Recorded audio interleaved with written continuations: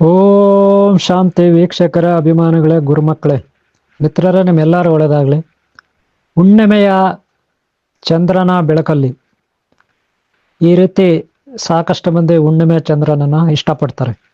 ಚಿಕ್ಕ ಮಕ್ಕಳಿಂದ ದೊಡ್ಡವರವ್ರಿಗೂ ವಯಸ್ಸಾದವ್ರವ್ರಿಗೂ ಚಂದ್ರ ಭಗವಾನ, ಅದರಲ್ಲೂ ಹುಣ್ಣಿಮೆ ಪೂರ್ಣ ಚಂದ್ರ, ಈ ಪೂರ್ಣ ಚಂದ್ರನನ್ನು ಎಲ್ಲರೂ ಇಷ್ಟಪಡ್ತಾರೆ. ಆದರೆ ದೆವ್ವಗಳು ದೇವತೆಗಳು ಇದರಲ್ಲಿ ಹುಣ್ಣಿಮೆಯಲ್ಲಿ ಓಡಾಡ್ತವ. ಈ ನಾಯಿಗಳಿಗೆ ಈ ದೇವತೆಗಳು ಕಾಣಿಸ್ತಾರ ಅಥವಾ ದೆವ್ವಗಳು ಕಾಣಿಸ್ತವ? ಹುಣ್ಣಿಮೆ ಇದರಿಂದ ಎಷ್ಟೆಲ್ಲ ಪ್ರಯೋಜನ ಆಗುತ್ತೆ ಪ್ರಕೃತಿನಲ್ಲಿ, ಹಾಗೆ ಎಷ್ಟೆಲ್ಲ ಅವಘಡಗಳಾಗುತ್ತೆ. ನೋಡಿದ್ರೆ ಇದು ಚಿಕ್ಕ ಮಕ್ಕಳಿಂದ ದೇವತೆಗಳವರೆಗೂ ದೆವ್ವಗಳವರೆಗೂ ದೊಡ್ಡವ್ರವರೆಗೂ ಈ ಹುಣ್ಣಿಮೆ ಅನ್ನೋದು ಭಾಳ ಇಂಪಾರ್ಟೆಂಟ್ ಇರುತ್ತೆ. ಅಮಾವಾಸ್ಯೆ ಬಗ್ಗೆ ನಾನು ಈಗಾಗಲೇ ವಿಡಿಯೋ ಮಾಡಿದ್ದೀನಿ, ಅದನ್ನು ನೋಡಿಲ್ಲ ಅಂದರೆ ನೋಡಿ, ಹಿಂದೆ ಅಪ್ಲೋಡ್ ಮಾಡಿದ್ದೀನಿ ಇದೇ ನಿಮ್ಮ ಯೂಟ್ಯೂಬ್ ಚಾನಲಲ್ಲಿ. ಅಮಾವಾಸ್ಯೆಯನ್ನು ಕೆಟ್ಟವರು ಹಾಗೆ ಕೆಟ್ಟ ಶಕ್ತಿಗಳು ಇಷ್ಟಪಡ್ತವೆ, ಕತ್ತಲನ್ನು. ಆದರೆ ಹುಣ್ಣಿಮೆ ಹಾಗಲ್ಲ. ಹುಣ್ಣಿಮೆಯನ್ನು ಬೆಳಕು, ತುಂಬ ಬೆಳಕು, ಚಿಕ್ಕ ಮಕ್ಕಳು ಕೂಡ ಇಷ್ಟಪಡ್ತಾರೆ. ಅದರ ಅಮಾವಾಸ್ಯೆಯಲ್ಲಿ ಎಲ್ಲರೂ ಭಯ ಪಡ್ತಾರೆ, ಸಾಕಷ್ಟು ಮಂದಿ ಭಯ ಪಡ್ತಾರೆ. ಒಳ್ಳೆಯವರು, ಸಾತ್ವಿಕ ಉಳ್ಳವರು. ಅದೇ ತಮೋ ಪ್ರವೃತ್ತಿ ಇರುವ ಕೆಲವರು ವಿಕೃತರು ಆ ಅಮಾವಾಸ್ಯೆಯನ್ನು ಇಷ್ಟಪಡ್ತಾರೆ. ಆದರೆ ಒಳ್ಳೆಯವರು ಯಾರು ಅಮಾವಾಸ್ಯೆನ ಇಷ್ಟಪಡಕ್ಕೆ ಹೋಗಲ್ಲ, ನನಗೆ ಗೊತ್ತಿರೋ ಹಾಗೆ. ಯಾಕೆಂದರೆ ಅಮಾವಾಸ್ಯೆ ಅಂದರೆ ನೀವೊಂದು ಪ್ರಶ್ನೆ ಕೇಳ್ಬೋದು, ಅಮಾವಾಸ್ಯೆ ದಿನ ಹಂಗಾದ್ರೆ ನಾವೆಲ್ಲ ಪೂಜೆ ಮಾಡ್ತೀವಿ, ನಾವೆಲ್ಲ ಕೆಟ್ಟವರ ಅಂತ. ಖಂಡಿತ ಆ ರೀತಿ ಹೇಳ್ತಾ ಇಲ್ಲ. ಅಮಾವಾಸ್ಯೆ ದಿನ ನೀವೆಲ್ಲ ಪೂಜೆ ಮಾಡೋದು ಯಾಕೆ ಅಂದರೆ ದೇವತೆಗಳಿಗೆ ಆ ದಿನ ಶಕ್ತಿ ಕಡಿಮೆ ಆಗುತ್ತೆ. ಶಕ್ತಿ ಕಡಿಮೆ ಆಗಬಾರ್ದು ಅಂತ ಅಮಾವಾಸ್ಯೆ ದಿನ ಕೆಲವರು ಪೂಜೆ ಮಾಡ್ತಾರೆ. ಹಂಗಂತ ದೇವಸ್ಥಾನಗಳು ಅಲ್ಲೆಲ್ಲ ಕೆಲವು ತೆಗಿತವೆ, ಕೆಲವು ತೆಗಿಯಲ್ಲ ಬಿಡಿ. ಮಠಗಳು ಅಷ್ಟೇ, ಕೆಲವು ತೆಗಿತವೆ, ಕೆಲವು ತೆಗಿಯಲ್ಲ. ಯಾಕೆ ಆ ರೀತಿ ಆ ದಿನ ಭಜನೆ ಮಾಡ್ತಾರೆ, ಅಮಾವಾಸ್ಯೆ ದಿನ ಪೂಜೆ ಮಾಡ್ತಾರೆ ಅಂದರೆ ದೇವತೆಗಳಿಗೆ ಶಕ್ತಿ ಕೊಡಲಿಕ್ಕೆ ಒಳ್ಳೆಯವರು ಮಾಡ್ತಾರೆ.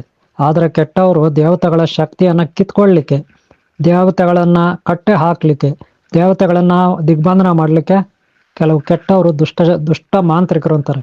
ಅಂಥವರು ಅಮಾವಾಸ್ಯೆ ದಿನ ಕಾರ್ಗತ್ತಲಲ್ಲಿ ಗ್ರಹಣ ಕಾಲಗಳಲ್ಲಿ ಕೆಲವು ಟೈಮಲ್ಲಿ ಪ್ರಯತ್ನ ಪಡ್ತಾರೆ. ಆದರೆ ಒಳ್ಳೆಯವ್ರು ಹಂಗಲ್ಲ. ಅಮಾವಾಸ್ಯೆ ಹುಣ್ಣಿಮೆ ಇವೆರಡೂ ಭಾಳ ಮುಖ್ಯ. ಗ್ರಹಣ ಕೂಡ ಸಿದ್ಧಿಗಳು ಮಾಡ್ಕೊಳ್ಳಿಕ್ಕೆ. ಸಿದ್ಧಿಗಳು ಮಾಡ್ಕೊಳ್ಳೋದಂದ್ರೆ ದೇವತೆಗಳು ಅಮಾವಾಸ್ಯೆ ದಿನ ವೀಕ್ನೆಸ್ ಆಗ್ತಾರೆ, ಆದರೆ ಹುಣ್ಣಿಮೆ ದಿನ ಫುಲ್ ಪವರ್ಫುಲ್ ಆಗಿರ್ತಾರೆ. ಹುಣ್ಣಿಮೆ ದಿನ ದುಷ್ಟಶಕ್ತಿಗಳಿಗೆ ಶಕ್ತಿ ಇರೋದಿಲ್ಲ. ಹುಣ್ಣಿಮೆ ದಿನ ದುಷ್ಟಶಕ್ತಿಗಳಿಗೆ ಶಕ್ತಿ ಇರೋದಿಲ್ಲ. ದುಷ್ಟಶಕ್ತಿಗಳಿಗೆ ಏನಿದ್ರು ಅಮಾವಾಸ್ಯೆ ದಿನ ಹೆಚ್ಚಾಗಿ ಶಕ್ತಿ ಇರುತ್ತೆ. ಹಾಗೆ ಗ್ರಹಣ ಕಾಲಗಳಲ್ಲಿ ದುಷ್ಟಶಕ್ತಿಗಳಿಗೆ ಶಕ್ತಿ ಇರುತ್ತೆ, ಆದರೆ ಗ್ರಹಣ ಕಾಲಗಳಲ್ಲಿ ದೇವತೆಗಳಿಗೆ ಶಕ್ತಿ ಇರೋದಿಲ್ಲ. ಈ ಕಾರಣಕ್ಕಾಗಿ ಮಾಂತ್ರಿಕರು ಈ ವೀಕ್ನೆಸ್ ನೋಡ್ಕೊಬಿಟ್ಟು, ಈ ಲಾಜಿಕ್ ನೋಡ್ಕೊಬಿಟ್ಟು ಗ್ರಹಣ ಟೈಮು ಅಮಾವಾಸ್ಯೆ ದಿನ ದೇವತೆಗಳನ್ನು ಕಟ್ಟಿ ಹಾಕ್ತಾರೆ, ದಿಗ್ಬಂಧನ ಮಾಡ್ತಾರೆ. ಆಗ ದೇವತೆಗಳಿಗೆ ಶಕ್ತಿ ಇರೋದಿಲ್ಲ. ಅದರಲ್ಲೂ ಈ ನಾಗದೇವತೆಗಳಿಗೆ ಅಮಾವಾಸ್ಯೆ ದಿನ ಗ್ರಹಣ ಕಾಲಗಳಲ್ಲಿ ಶಕ್ತಿನೇ ಇರೋದಿಲ್ಲ, ಕಣ್ಣು ಕಾಣೋದಿಲ್ಲ, ಆ ರೀತಿ ಆಗ್ಬಿಡ್ತದೆ. ಆದರೆ ಹುಣ್ಣಿಮೆ ದಿನ ಫುಲ್ ಪವರ್ಫುಲ್ ಆಗಿರ್ತಾರೆ ದೇವತೆಗಳು, ನಾಗದೇವತೆಗಳು, ಹಾಗೆ ದೇವತಾ ಶಕ್ತಿಗಳು. ಗೊತ್ತಾಯ್ತಲ್ಲ? ಹಾಗೆ ನಾವು ಯಾವಾಗಲೂ ಹುಣ್ಣಿಮೆಯನ್ನು ಇಷ್ಟಪಡ್ತೀವಿ, ಚಿಕ್ಕ ಮಕ್ಕಳಿಂದ ದೊಡ್ಡವ್ರಿಗೂ. ಇನ್ನು ಹುಣ್ಣಿಮೆ ನಮ್ಮ ಮನಸ್ಸಿನ ಮೇಲೆ ತುಂಬ ಪರಿಣಾಮ ಬೀರುತ್ತೆ. ಅಂದರೆ ಪ್ರಶಾಂತತೆಯನ್ನು ಒದಗಿಸ್ಕೊಡುತ್ತೆ ಹುಣ್ಣಿಮೆ ದಿನ. ಆದರೆ ಎಮೋಷ್ನಲ್ ಆಗುತ್ತೆ.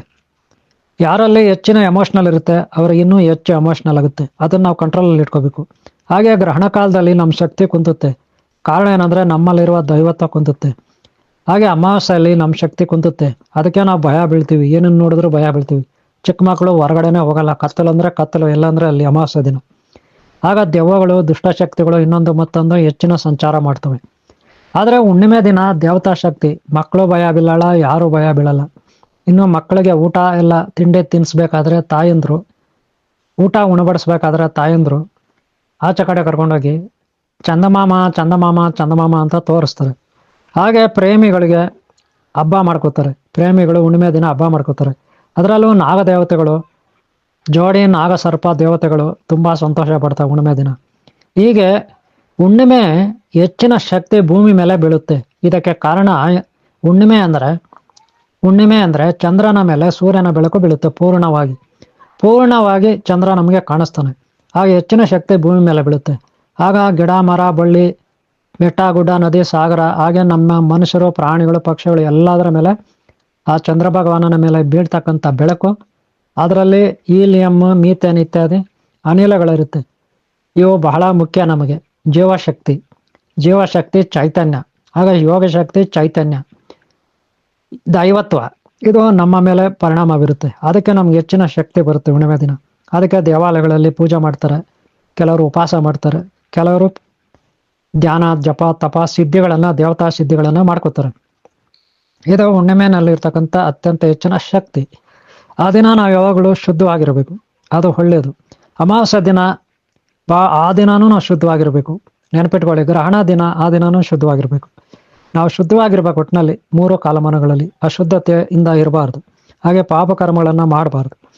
ಇದರಿಂದ ಒಳ್ಳೆ ಮಕ್ಕಳಾಗುತ್ತೆ, ಮಕ್ಕಳಿಗೆ ಒಳ್ಳೆ ಬುದ್ಧಿ ಇರುತ್ತೆ, ವಂಶ ಬೆಳೆಯುತ್ತೆ, ನಾವು ಪುಣ್ಯವಂತರಾಗ್ತೀವಿ, ಪುಣ್ಯ ಬೆಳೆಸ್ಕೋತೀವಿ, ನಮ್ಮ ದಾರಿದ್ರ್ಯ ಕಳೀತೆ, ರೋಗಗಳು ಕಳೀತೆ, ಹಾಗೆ ಐಶ್ವರ್ಯ ಒದಗಿ ಬರುತ್ತೆ.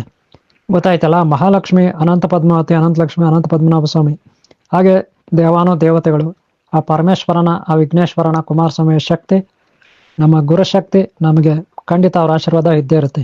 ಇದು ಹುಣ್ಣಿಮೆಯಿಂದ ಅಷ್ಟೇ ಅಲ್ಲ, ಭೂಮಿ ಮೇಲೆ ಹೆಚ್ಚಿನ ಶಕ್ತಿ ಇರೋದ್ರಿಂದ ಸಮುದ್ರದ ಅಲೆಗಳು ಹೆಚ್ಚಾಗಿ ಅವು ಹೊರಗಡೆ ಬರ್ತಾ ಇರ್ತವೆ.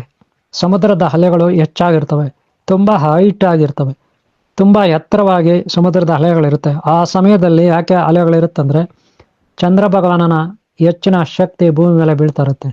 ಆಗ ಏರಿಳಿತ ಆಗುತ್ತೆ ಅಲೆಗಳಲ್ಲಿ. ಗೊತ್ತಾಯ್ತಲ್ಲ. ಹಾಗೆ ನಮ್ಮ ಮನಸ್ಸಿನ ಮೇಲೆ ಕೂಡ ಏರಿಳಿತ ಆಗುತ್ತೆ, ನೆನಪಿಟ್ಕೊಳ್ಳಿ. ಆದರೆ ಇದರಲ್ಲಿ ಯಾರು ಎಮೋಷ್ನಲ್ ಆಗಿರ್ತಾರೆ ಅವ್ರಿಗೆ ದೆವ್ವ ಹಿಡ್ದಂಗೆ ಆಗುತ್ತೆ. ಅಮಾವಾಸ್ಯೆ ಆಗಲಿ, ಹುಣ್ಣಿಮೆ ಆಗಲಿ, ಗ್ರಹಣ ಆಗಲಿ, ನೀವು ನೋಡಿರ್ಬೋದು ಕೆಲವರು ಮಾನಸಿಕವಾಗಿ ಎಮೋಷ್ನಲ್ಗಳಾಗಿರ್ತಾರೆ. ಆಗ ಬೇರೆಯವರು ಅವ್ರನ್ನ, ಇವ್ರಿಗೆ ದೆವ್ವ ಹಿಡ್ದಿದೆ, ಅದಕ್ಕೆ ಹುಣ್ಣಿಮೆ ದಿನ, ಗ್ರಹಣ ದಿನ, ಅಮಾವಾಸ್ಯೆ ದಿನ ಬರುತ್ತೆ, ಇವ್ರಿಗೆ ದೆವ್ವ ಇದೆ, ಬ್ರಹ್ಮರಾಕ್ಷಸ ಇದೆ, ಭೂತ ಇದೆ, ಆತ್ಮ ಇದೆ ಇವರಲ್ಲಿ, ಈ ರೀತಿ ಅವ್ರನ್ನ ಅವೇಳನ ಮಾಡ್ತಾರೆ, ಅಪಮಾನ ಮಾಡ್ತಾರೆ. ಈ ರೀತಿ ಎಲ್ಲ ಮಾಡಬಾರ್ದು. ಗೊತ್ತಾಯ್ತಲ್ಲ. ಸೈಂಟಿಫಿಕ್ ಆಗಿ ಆಧ್ಯಾತ್ಮ ವಿಜ್ಞಾನವನ್ನು ಅರ್ಥ ಮಾಡ್ಕೋಬೇಕು. ಸ್ಪಿರಿಚುವಲ್ ಸೈನ್ಸ್, ಆಧ್ಯಾತ್ಮ ವಿಜ್ಞಾನ, ಇದನ್ನು ಅರ್ಥ ಮಾಡ್ಕೋಬೇಕು. ಒಟ್ಟಿನಲ್ಲಿ ಹುಣ್ಣಿಮೆ, ಇದರಿಂದ ಗಿಡ ಮರಗಳು, ನಾವು ಎಲ್ಲರೂ ಪ್ರಫುಲ್ಲತೆಯಿಂದ ಬೆಳಗ್ತೀವಿ. ನಮ್ಮಲ್ಲಿ ಆತ್ಮಶಕ್ತಿ, ಯೋಗಶಕ್ತಿ ಎಲ್ಲ ಬರುತ್ತೆ. ಹುಣ್ಣಿಮೆಯಿಂದ ತುಂಬ ಉಪಯೋಗ ಇರುತ್ತೆ. ಓಕೆನಾ. ಇಷ್ಟು ಇದರ ಮಾಹಿತಿ. ಸಾಕಷ್ಟು ಹುಣ್ಣಿಮೆಗಳು ಬರುತ್ತೆ. ಗುರುಪೂರ್ಣಿಮೆ ಬರುತ್ತೆ, ಕಾರ್ತಿಕ ಹುಣ್ಣಿಮೆ ಬರುತ್ತೆ, ಹೀಗೆ ಸಾಕಷ್ಟು ಹುಣ್ಣಿಮೆಗಳು ನಮ್ಮಲ್ಲಿ ಬರುತ್ತೆ. ಅವುಗಳ ಉಪಯೋಗವನ್ನು ನೀವು ಪಡ್ಕೋಬೇಕು. ಆ ದಿನ ಒಳ್ಳೆ ರೀತಿಯಲ್ಲಿ ಇರಬೇಕು. ಇದರಿಂದ ನಮ್ಮಲ್ಲಿ ಹೆಚ್ಚಿನ ಶಕ್ತಿ ಇರುತ್ತೆ.